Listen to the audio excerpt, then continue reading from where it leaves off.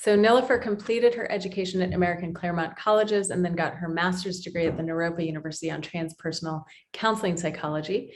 In Turkey, she conducts mindfulness courses and group workshops, coaches parents, writes parenting articles, and teaches play therapy to psychologists in Turkey.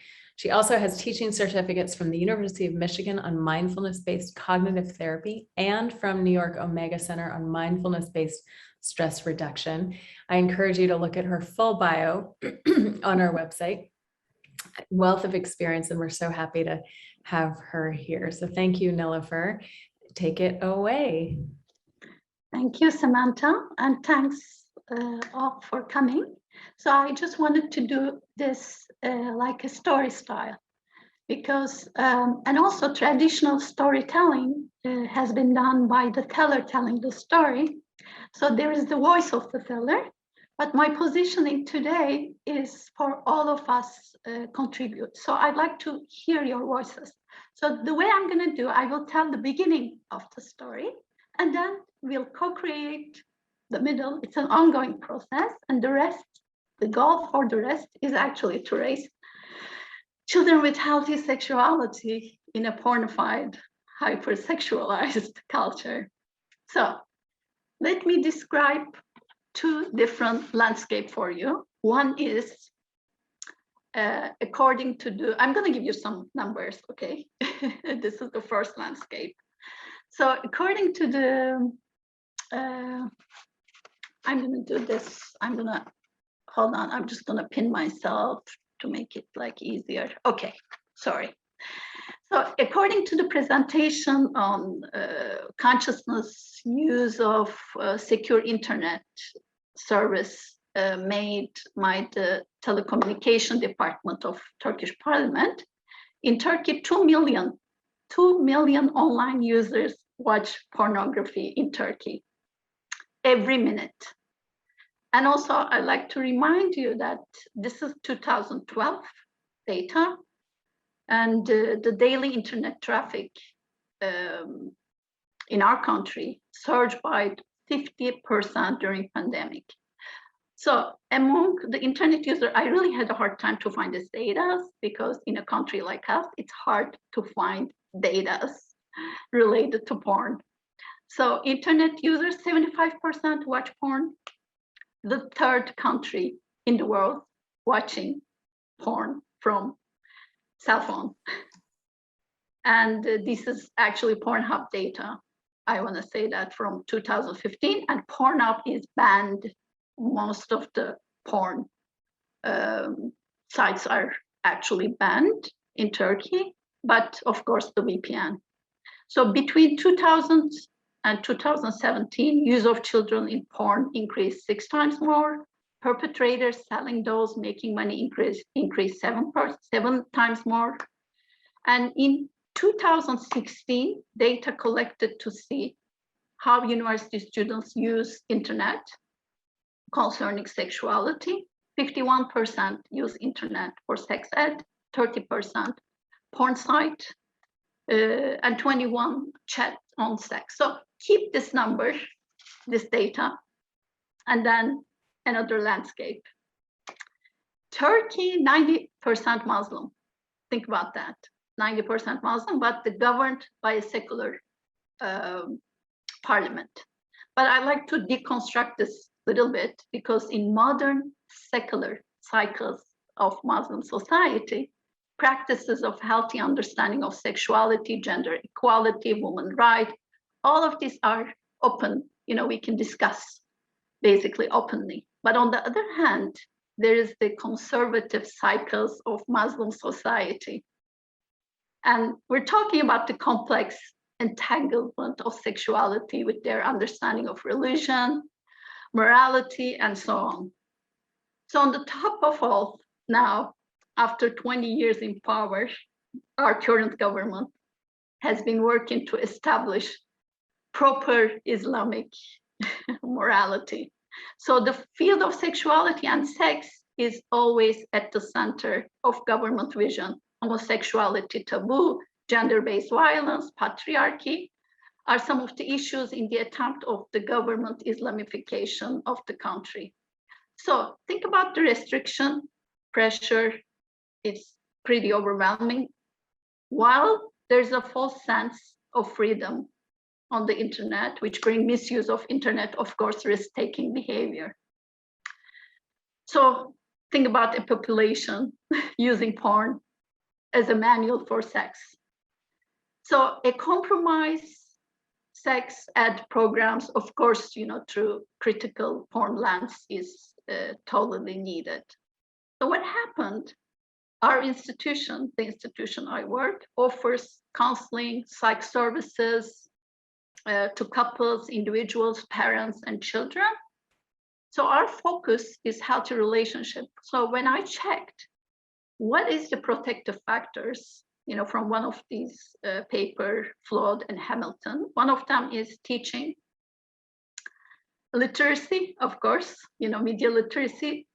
Another one is sex ed, healthy sex ed again. The third one, and parents' relationship, attachment, healthy attachment, those kind of stuff. So this is what we do, okay? We work with, our focus is on relationship, healthy relationship, basically. But what about the literacy, media literacy? What about also sex ed? So keep this in mind, because I wanted to kind of describe those two different, landscape, just for you to kind of put these together, the critical lenses again. So then in October 2020, my daughter, who is 13 years old, at the time she was using TikTok, of course, a lot. And she keeps coming to me, and I know something's wrong going on over there. And I want to have conversation, I can't. And then my nephew comes and he's telling me, that how through VPN, they can actually go to those porn sites. There are Turkish porn sites at which, I didn't know at all that you can easily go to Turkish porn sites at the time. But one of his friend's father tells him, don't go to the Turkish ones, go to Pornhub, because it has quality porn. I mean, think about this. So suddenly with all this conversation, I was just, if I want to tell you a metaphor, like I'm in the middle of my living room and there are all these furnitures, but I'm not seeing any of them. Like suddenly I'm, oh my gosh, they've been in front of me the whole time, but I haven't seen them. So I'm just talking to friends, like, what are we going to do? Because it's not only me talking to my nephew or, my daughter, because there's a whole community out there. We live in a community. So then, through another friend, I heard about Gail Dimes. And then I watched the TED Talk, and I'm like, that's it. I sent her an email. And then right away, in November 2020, Gail Dimes conducted a webinar here, online webinar on raising children in a pornified culture. 1,000 people attended. And let me tell you, 8,000 more people watched afterwards, and still people are watching. It was, oh my gosh, such an impact. But as you know, that's not enough. Because now the parents, now friends, now the therapists, everybody, they are asking, okay, it's great, but now what are we going to do? How are we going to help our kids? So we talked again with Culture Reframed, Gail Dimes, all of these people. So we thought about putting together Train the Trainer education program. So we thought about translating all Culture Reframed content, but of course, as you said, it's a huge content. So we start with tween program first, but we don't have the money. This is an institution where I work with the partners. We got together, we said, we're going to do this. How are we going to do? Gail has this kind of impact on you, but how are we going to do it? Okay, so we'll get all therapists around who speak pretty good English. And then we're going to ask for help to translate the content. So we put together a group. I don't know, it took us two months maybe, because imagine we did the training in February 2021. Okay, November 2020, the webinar, and then February 2021, basically the Train the Trainer program. So after basically translating the whole content, we started to think again, okay, so we have the content, but we're going to teach to parents, therapists, maybe they never had any sex ed program. They have no idea, who knows? So we have to start from the beginning. So we prepared a whole manual and presentation. So puberty, anatomy, gender, sexual orientation, online safety, body parts, reproduction boundaries, all of these 250 people came for that Train the Trainer program, because by the end of the Train the Trainer program, we thought about giving them a Culture Reframed ambassador certificate so they can go out and teach basically to parents, to friends, to anybody they would like to. So how we set up the stage, I want to kind of describe that a little bit. First, the protective factor, which is it's a 250 people, imagine 3 days from the morning until night. So this circle, we used our relationship, our connection together as a protective factor. And the second one was hope that we can help kids, we can help this coming generation. And then we talked about healthy sexuality, because it's important to describe that, isn't it? Like consent, respect, safety, trust, equal partnership, all of these. And then how do I position myself? So as someone who is doing the training. So we come from multicultural feminist theory lenses, which is something for them. They're going to have their own population. I mean, who knows which population? It could be a conservative population, a liberal population, anything. So one could position, themselves, teenage, trans, white, etc. The language we use, tone of voice, inviting differences, all of these. So I did not, with my one other trainer, two of us, we did the whole training. So both of us, again, with our differences, we said we're not the expert. We're going to do this together, So all forms of difference, everything, all the differences are welcome here. And we said, ask, never assume. So that's our motto. And then we asked them a little survey, and we started to talk about that. Your moral models when you were growing up, women's rights, what do you think about masturbation? Your daughter, virgin, getting married, your boy, virgin, getting married. What do you think about all these things? Or women issues, what do you think? Think about these things. Think about your childhood. Think about your maybe abuse, and then write your own manifesto, because this is our manifesto when you will be doing your training. So afterwards, after that, we also talked with Amaze, and we subtitled 25 of their videos, because these are really great animated videos with age appropriate, like sex ed content, all of them. And then common sense videos, some of them. So then again, imagine in a Muslim country, I'm telling you, 90% Muslim, LGBT, all these things, they think this is taboo. So we set the stage right away. We used a portal like Canvas.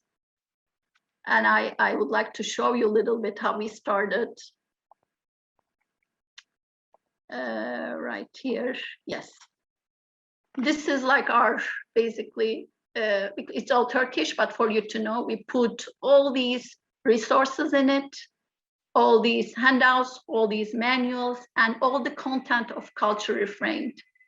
So right away, after this, we started with creating gender inclusive schools.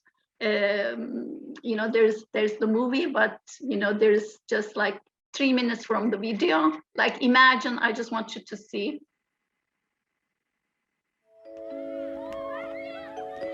Some people think oh, boys should only do this, and girls should only do that, or girls should think this, and boys should think that. It's not true. And I told my dad I want some purple skinny jeans. He was like, are you crazy? My closet was literally pink, and now it's almost all blues, blacks, and browns. So I want to show you this because I want you to see how we set the stage right away, you know. So this is how we started, 3 days.